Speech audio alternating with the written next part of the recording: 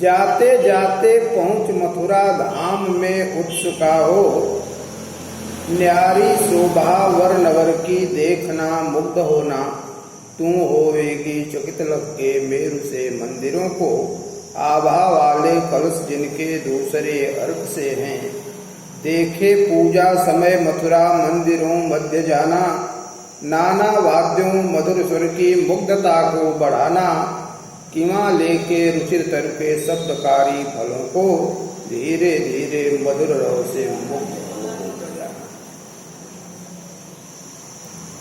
इन पंक्तियों में राधा जी ने पवन को मथुरा नगरी के विषय में अवगत कराया है। कहते हैं राधा जी पवन से कि जाते जाते पहुँच मथुरा धाम में उत्सुका हो कि हे पवन, तुम जाते जाते जब मथुरा नगरी में पहुँच जाओगी तो उत्सुक होकर के न्यारी शोभा वर नगर की देखना मुग्ध होना, तो उस सुंदर नगरी की न्यारी शोभा को, दिव्य शोभा को देखना और मुग्ध हो जाना। तू होवेगी चकित लग के मेरु से मंदिरों को, राधा जी पवन से कहती हैं कि तुम वहाँ यानी मथुरा में मेर जैसे पर्वत जैसे ऊंचे ऊंचे मंदिरों को देख करके चकित, आभा वाले कलश जिनके दूसरे अर्घ से हैं, अर्घ कहते हैं सूर्य को, जिनके प्रकाशमान कलश देखने पर ऐसा लगता है मानो दूसरा सूर्य ही निकल गया। देखे पूजा समय मथुरा मंदिरों मध्य जाना, आगे कहती है कि जब पूजा का समय हो मथुरा के मंदिरों में जाना, नाना वाद्यों मधुर स्वर की मुक्तता को बढ़ाना, और वहां जा करके उन मंदिरों में बजने वाले विभिन्न प्रकार के वाद्य यंत्रों के स्वर की मुक्तता को बढ़ा देना। किमा लेके रुचि या फिर रुचि लेकर के रुचिर करके शब्दकारी फलों को धीरे धीरे मधुर रव से मुक्त हो बजाना, या फिर कहते हैं कि रुचि लेकर के शब्द करने वाले फलों को लेकर के प्रसन्न मन होकर के उन्हें तुम भी धीरे धीरे मधुर स्वर से बजा देना। कुछ फल ऐसे होते हैं जो बजते हैं, जिनके फल बजते हैं, पेड़ों की पत्तियां भी बजती हैं, कि डालियां भी अगर टकराएं आपस में लड़ती हैं तो ऐसे किसी वृक्ष के फल को लेकर के जो शब्द करते हैं उन्हीं को अपने वेग से कंपित करके बजा देना, ऐसा राधा जी पवन से अनुरोध कर रही हैं। इस छंद में शांत रस है, अलंकार, उपमा, अनुप्रास, मानवीकरण, मेरु से मंदिरों को उपमा है, दूसरे अर्थ से उपमा अलंकार, और पवन के माध्यम से व्यक्त किया गया है सजीव भावों को, मानवीकरण है, प्रकृति को मानव के रूप में चित्रित किया गया। शब्द जो शक्ति है, अविदा है, गुण प्रसाद है, भाषा परिष्कृत खड़ी बोली है। आगे का प्रश्न, तू देखेगी जलद तन को जा वहीं तदगता हो, होंगे लोने नयन उनके ज्योति उत्किरणकारी, मुद्रा होगी वर बदन की मूर्त सी सौम्यता की, सीधे साधे वचन उनके सिक्त होंगे सुधासी, नीले फूले कमल दल सी गात की श्यामता है, पीला प्यारा वसन पट में पहनते हैं फबीला, फूटी काली अलक मुख की कांति को है बढ़ाती, सद वस्त्रों में नवल तन की फूटती सी प्रभा है, सांचे ढाला सकल बुक है दिव्य सौंदर्यशाली, सत पुष्पों से सुरभि की प्राण संपोषिका है, दोनों कंधे वृषभ वर्षे हैं बड़े ही सजीले, लंबी बाहें कल्प करसी शक्ति की पेटिका है, राजाओं का सिर पर लगा दिव्य आपीड़ होगा, शोभा होगी उभय श्रुत में स्वर्ण के कुंडलों की, नाना रत्ना कलित भुज में मंजू के यूर होंगे, मोती माला लसित उनका कंबुसा कंठ होगा। इन पंक्तियों में श्री राधा जी ने पवन को अपने प्रिय श्री कृष्ण के स्वरूप से परिचित कराया है ताकि पवन को पहचानने में कोई परेशानी न हो। श्री राधा जी कहती हैं कि तू देखेगी जलद तन को, जब तुम पहुंच जाओगी मथुरा धाम श्री कृष्ण के आवास पर, तो उन जलद तन को, उन बादल जैसे श्याम वर्ण शरीर श्री कृष्ण को वही तदगता होकर के, वही की होकर के उन्हें देखती ही रह जाओगी। तुम्हें और सारी सुध भूल जाएगी। होंगे लोने नयन उनके ज्योत उत्कीर्णकारी, उनके नेत्र बड़े ही सुंदर होंगे जिनसे मानो ज्योत छटक रही होगी, प्रकाश छटक रहा होगा। मुद्रा होगी वर बदन की मूर्ति सी सौम्यता की, और उनके मुख की मुद्रा ऐसी होगी लगेगा जैसे कोई सुंदर बोल। सीधे साधे वचन उनके सिक्त होंगे सुधा से, और उन मेरे प्रिय के सीधे साधे वचन मानो अमृत रस से, सुधा माने अमृत। नीले फूले कमल दल सी गात की श्यामता है, गात माने शरीर, उनके शरीर का जो श्याम वर्ण है वो नीले फूले कमल दल की तरह से। पीला प्यारा वसन कट में पहनते हैं फबीला, फबीला माने सुंदर, कमर में प्यारा सा पीला सुंदर वस्त्र पहनते। छोटी काली अलग मुख की कांति को है बढ़ाती, और छोटी हुई उनकी काली काली अलके लटें जो हैं वो मुख की शोभा को बढ़ाती रहती। सद वस्त्रों में नवल तन की कोटि की सी प्रभा है, और सुंदर सुंदर वस्त्रों में उनके नवतन के, उनके युवा शरीर से मानो प्रकाश छिटकता रहता है। सांचे ढाला सकल वपु है दिव्य सौंदर्यशाली। कह रहे हैं राधा जी कि ऐसा लगता है कि उनका संपूर्ण शरीर सांचे में ढाला हुआ और दिव्य सौंदर्य से युक्त हो। सत पुष्पों से सुरभ उसकी प्राण संकोचिका, और उनके शरीर से निकलने वाली जो सुगंध है वो सुंदर पुष्पों से सुगंध लोगों के प्राणों का पोषण करने वाली। दोनों कंधे वृषभ वर्ष हैं बड़े ही सजीले, उन मेरे प्रिय के दोनों कंधे बैल के कंधों की तरह से बड़े ही सजीले, बड़े ही मजबूत आकर्षक।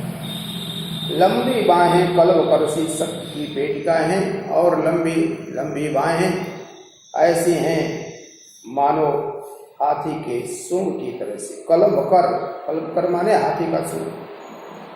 शक्ति की पेटिका हूं ऐसी, राजाओं सा सिर पर लगा दिव्य आपीड़ होगा। कहती है कि उन मेरे प्रिय के सिर पर राजाओं की तरह से सिर पर दिव्य मुकुट लगा होगा।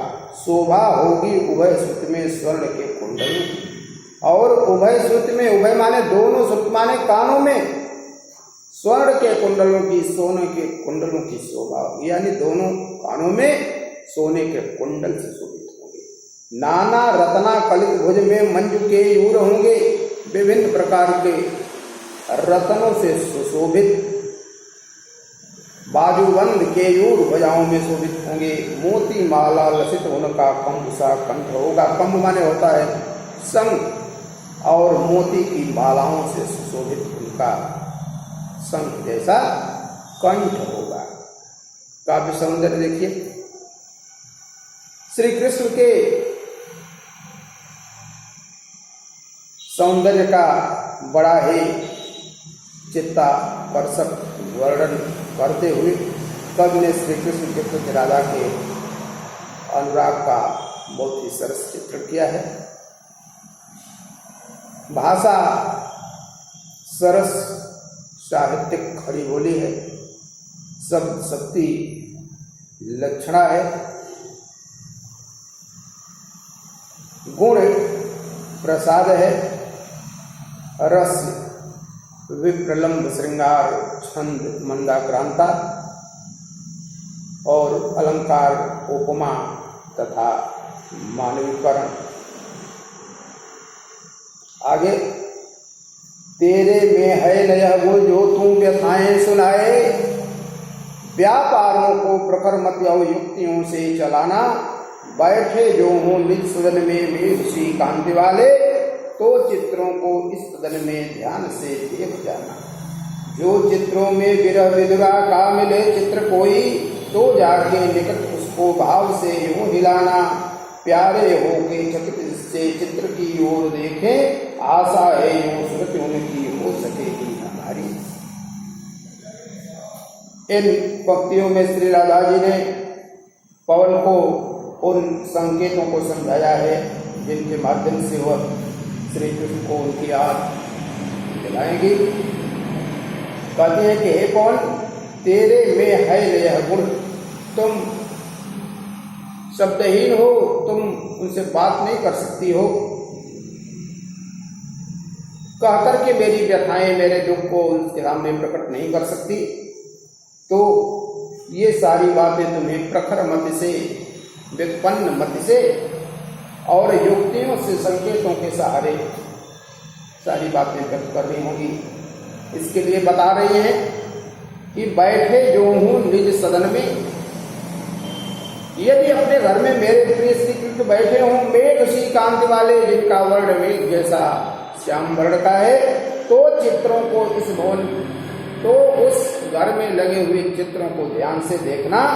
जो चित्रों में विरह विधुरा का मिले चित्र कोई, और उस घर में, उस भवन में यदि कोई विरह विधुता का चित्र मिलता है, तो जाके निकट उसको भाव से यूं हिलाना। तो उसके पास जाकर के उसको भावपूर्ण ढंग से हिला देना।